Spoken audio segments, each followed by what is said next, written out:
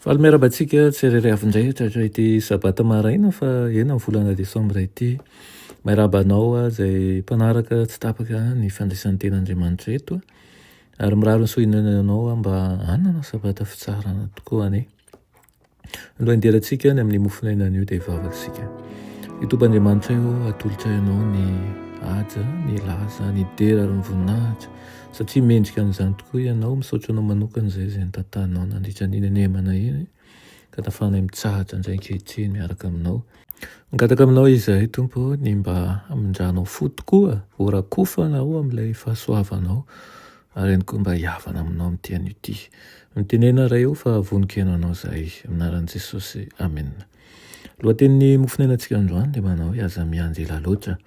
Alay amin'ny Apokalipsy toko 2 ny 4 sy ny 5 manao hoe kanefa manantena aminao aho satria efa niala tamin'ny fitiavanao voalohany ianao ho atsarovy izay nitoeranao fony tsy mbola lavo dia mibeba ka manaova ny asa voalohany fa ratsy izany dia ho avy aminao aho ka hamindra ny fanaovan-jerinao hiala amin'ny fitoerany ratsy mibebaka ianao.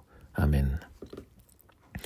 Izay rehetra mandre ny filazantsara ny fahasoavana miantso azy ho amin'ny fibebahana nefa tsy mirarahana izany hoy ny Tompo dia meloka lavitra noho ny olona nonona tao amin'ireo tanàna sy voninahitry Jordana. Ratsy lehibe lavitra sady tsy azo mpanafahana no vitan'ireo olona milaza azy ho mahalala an'Andriamanitra ireo sy mitandrina ny didiny nefa mandahana izany amin'ny toetrany sy ny fiainana andavanandro. Ny filazalazana nataon'i Jesosy momba ny nanjoan'ny Sodoma dia mirakitra fampiomanana lehibe sady entitra tsy ho an'izay mahavita fahotana mahavoafady ihany fa ho an'izay rehetra manao tsinontsinona ny antson'Andriamanitra ihany koa.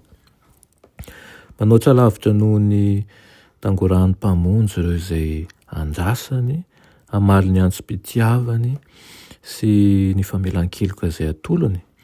Amin'ny feofeno fitarainana no ilazany amin'ireo zanak'adala manao hoe miverena amiko dia mba hiverina ho aminareo kosa aho. Kanefa raha mandaha iantsy hain'ny feo izay mamelombelo an'izay miantso azy ny ondry very dia ho very any amin'ny maiziny izy amin'ny farany. Rehefa ela ny ela dia hiamafy ny fony izay mandany fahasoavan'Andriamanitra ka amin'ny farany izy dia tsy raika intsony amin'ny fitiavan'ny lanitra, tsy raika intsony amin'ny fahamarinana ihany koa.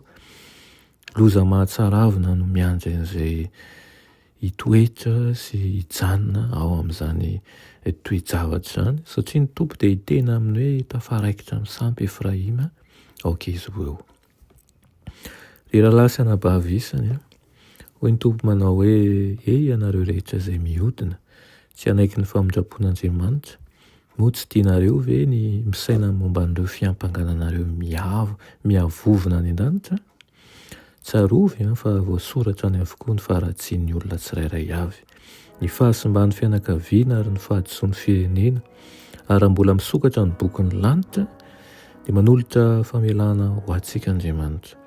Eny tena mahari-po amintsika tokoa izy nefa ho avy ny andro izay hamaranana ny fitsarana izay ho anjarantsika dia tena ho voafetra mandrakizay dia amin'izay vao atomboka ny fahamaliana. Ny riana dia ahatonga antsika hietreritra tokoa izany hay anararoatra ny izao androm-pahasoavana izao hiverenana amin'Andriamanitra. Tianao ny Tompo aza mangataka-andro fa fotoanan'izao. Vavaksika saotra anao zahay hoany amin'izany teninao izany. Mangataka aminao izahay ny mba hamelanao ny fahadisoanay ary miantsilotsaina avy aminao hatrany izahay fa ny manana fanapahan-kevitra tsara isanandro ka tsy miovaova androany aho fa rapitso hafa fa hanana fahamatorana indrindra ny fanarahana anao. Anaran'i Jesosy. Amen.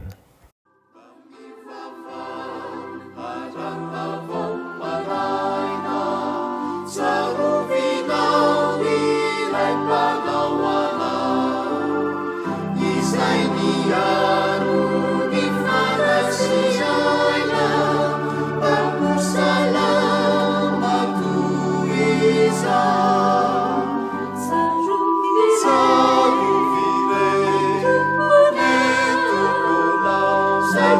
Amen.